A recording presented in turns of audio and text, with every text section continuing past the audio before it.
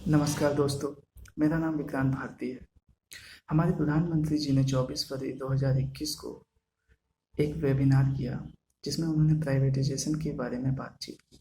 Webinar के अंत में उन्होंने कहा कि आपके सुझावों का इंतजार रहेगा। हमारे सुसम्मानित प्रधानमंत्री जी, मैंने उस वेबिनार को सुना और उसमें मुझे आपकी कही गई बहुत सी बातें गलत लगी। लगभग 4:45 में आपने कहा कि पीएसयूज अगर स्ट्रेटेजिक इम्पोर्टेंस रखते तो उन्हें सरकारी रखा जा सकता था। प्रधानमंत्री जी, अगर आप प्रधानमंत्री आवास योजना, प्रधानमंत्री स्वनिधि योजना, मुद्रा योजना, जनधन खाता, ये जितनी भी योजनाएं सरकार गरीब जनता के लिए लॉन्च करती है, इनका डेटा निकलवा कर देखेंगे तो आप समझ जाएंगे कि इन योजनाओं को जनता तक पहुंचाने का योगदान जितना पीएसयूज ने किया है उतना किन्हीं बैंकों ने नहीं किया है। उसके बाद लगभग 5:30 पर आपने अंग्रेजी में एक फ्रेज बोला, government has no business to be in business. यहाँ पर आपका पूरा दृष्टिकोण ही गलत है। गवर्नमेंट कभी भी बिजनेस नहीं करती। गवर्नमेंट ने अगर पीएसयू बैंक को खरीदा है तो बिजनेस के लिए नहीं खरीदा, वो उसने इसलिए खरीदा है ताकि लोगों को बैंकिंग की सुविधा मिल सके जो कि सुरक्षित हो।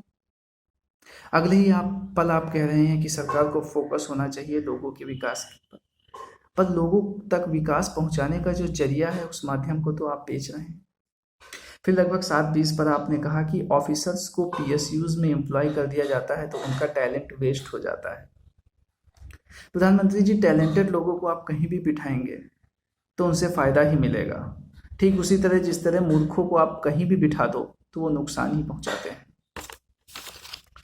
लगभग 8:45 पर आपने सबसे गलत बात कही कि सरकार के दखल को कम करना है। प्रधानमंत्री जी, डेमोक्रेसी का पूरा आइडिया ही यही है कि सरकार को हर चीज में दखल देना है। लोग सरकार चुनते ही इसलिए हैं कि वो देश में चलने वाली हर हरकत में दखल दें और ध्यान रखे कि सबके साथ न्याय हो रहा है या नहीं हो रहा है। अभी का उदाहरण लें तो प्राइवेट बैंक यस बैंक जब डूबने वाली थी, तब अगर सरकारी बैंक और सरकार ने दखल ना दी होती तो लाखों लोगों का रुपया डूब गया होता, हजारों जिंदगियां तहस नहस हो गई होती। हालांकि उससे काफी नुकसान हुआ भी, पर उस बड़े नुकसान होने से सरकार ने ही उसे बचाया। लगभग 10-15 पर आपने प्राइवेटाइजेशन के फायदे गिनाए, जैसे कि top quality services, top quality equipments. तो प्रधानमंत्री जी, ये सारी चीजें तो सरकारी रहते हुए भी लाई जा सकती हैं। ऐसा संविधान में तो कहीं नहीं लिखा हुआ है कि सिर्फ प्राइवेट कंपनियां ही टॉप क्वालिटी सर्विस या टॉप क्वालिटी इक्विपमेंट्स ले सकती हैं। और शायद आपने ये भी बोला कि जो ज़्यादा टैलेंटेड पीपल होंगे वो आएंगे प्राइवेट होने पर। तो प्रधानमंत्री जी, लोग तो वही हैं, दूसरे ग्रह से तो आएंगे नहीं। और अगर आप ये कहना चाह रहे थे कि दूसरे देश के लोगों को मौका मिलेगा, तो यह तो दो तरह से गलत है। एक तो आप अपने देश के लोगों का रोजगार छीन रहे हैं और दूसरा आप अपने देश के लोगों को दूसरे देश के लोगों से कम टैलेंटेड बता रहे हैं। लगभग 11:20 में आपने कहा कि गरीब जनता का घर बनता है। पूरे वेबिनार में आपने गरीब जनता कई बार बोला। आप लोगों से कनेक्ट होने की कोशिश कर रहे थे, पर प्रधानमंत्री साहब, जिन सरकारी कंपनियों को आप बेच रहे हैं उनसे ज्यादा गरीबों की फिक्र कोई नहीं करता। प्रधानमंत्री आवास योजनाओं में जो घर बन रहे हैं उनमें मदद कौन कर रहा है? प्रधानमंत्री, जितने भी गरीबों के खाते खुले हैं उन्हें कौन खोल रहा है? सरकारी बैंकों में ही गरीबों के खाते हैं और सरकारी कंपनियों में ही गरीबों के बच्चे काम करते हैं। इन्हें बेचना तो फिर गरीबों के खिलाफ साजिश हो गई, फिर तो आप गरीबों के दुश्मन हो जाएंगे। लगभग 14:50 पर आपने कहा कि भविष्य में जो संभावनाएं हैं। अब ये बात थोड़ा फनी है, क्योंकि पिछले लगभग 7 सालों से आप हमेशा भविष्य की संभावनाएं ही गिना रहे हैं, जैसे कि काला धन, रोजगार, living standards, lifestyles, bullet trains. प्रधानमंत्री जी, भूत और भविष्य का आप छोड़िए, आप वर्तमान देखिए। आप हमारे वर्तमान प्रधानमंत्री हैं। कभी कभी आप पुरानी बातें करते हैं नेहरू जी की, कभी आप भविष्य की बातें करते हैं और वर्तमान को इग्नोर कर देते हैं, जो कि गलत है। लगभग 21:05 पर आपने कहा कि प्राइवेट सेक्टर से अपेक्षाएं हैं, जो कि बिल्कुल गलत है। जनता को सिर्फ और सिर्फ सरकार से अपेक्षाएं रहती हैं और किसी से नहीं। जनता सरकार चुनती है और वो ये उम्मीद करती है कि सरकार उनका भला करेगा।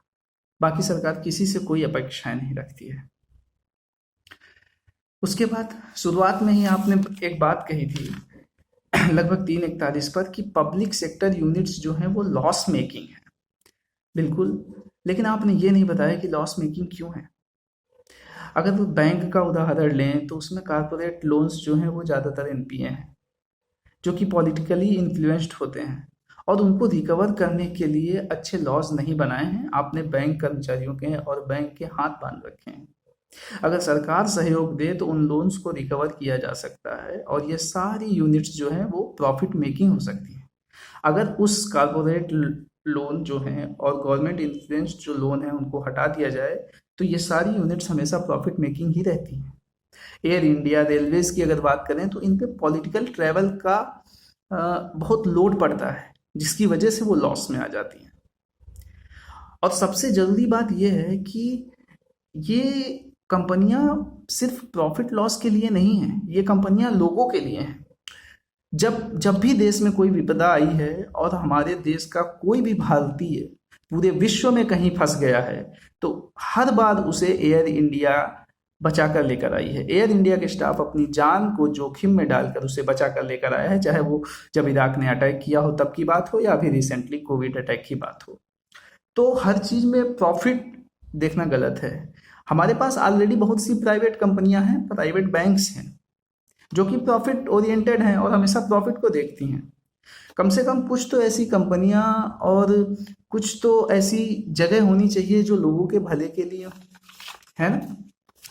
और अब एक बात मेरी तरफ से पब्लिक सेक्टर यूनिट्स जो होती हैं वो अपने टैक्स, अपने डिविडेंड्स रेगुलर गवर्नमेंट को पे करती हैं। कभी भी कोई टैक्स फ्रॉड नहीं होता जिसकी वजह से गवर्नमेंट का रेवेन्यू रेज होता है, जबकि प्राइवेट सेक्टर में टैक्स फ्रॉड की खबरें आए दिन आती ही रहती हैं। तो इसके बारे में तो आप लोग खुद ही पढ़ लीजिएगा और जो लोग जानकार हैं वो जानते ही हैं। तो प्राइवेट पीएसयूज को प्राइवेट करने में गवर्नमेंट का रेवेन्यू लॉस भी है। ये तो वही बात हो गई कि चोर को जो है चौकीदार बना के बैठा दिया जाए। खैर, इस मुद्दे को सीरियसली लेना बहुत जरूरी है।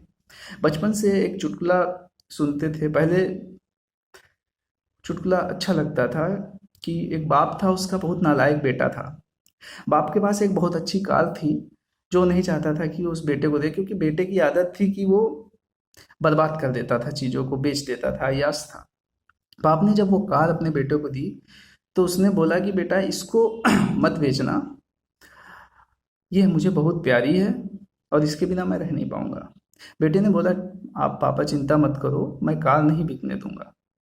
बाद में बेटे ने कार की सीट बेच दी, स्टीयरिंग बेच दी, म्यूजिक सिस्टम बेच दिया, एसी बेच दिया, इंजन बेच दिया, सब बेच दी, लेकिन कार नहीं बिकने दी। पहले जब ये चुटकुला सुनता था तो हंसी आती थी, अब हंसी नहीं आती है, बहुत गुस्सा आता है। आप सभी लोगों से आग्रह है कि मेरी बात को समझें और प्राइवेटाइजेशन के खिलाफ अपनी आवाज़ उठाएं, क्योंकि ये हमारी, आपकी, सबकी ज़िंदगी का सवाल है। धन्यवाद।